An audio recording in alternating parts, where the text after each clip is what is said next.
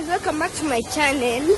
And in my other shots, I had a cameraman, but since this road is way too narrow and muddy, oh my gosh, my cameraman is walking in front of me because two people cannot fit in like this road, and like doesn't like to be in videos, so he's just in front of me, just there.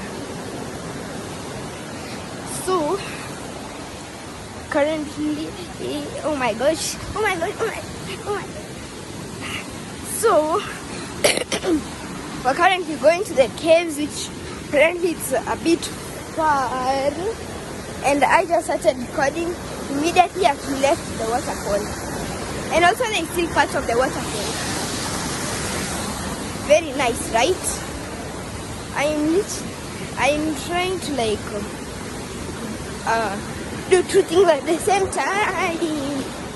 Trying to focus on the road. Oh my god. Do I really need this? Why do they put staircases when there is literally mud? So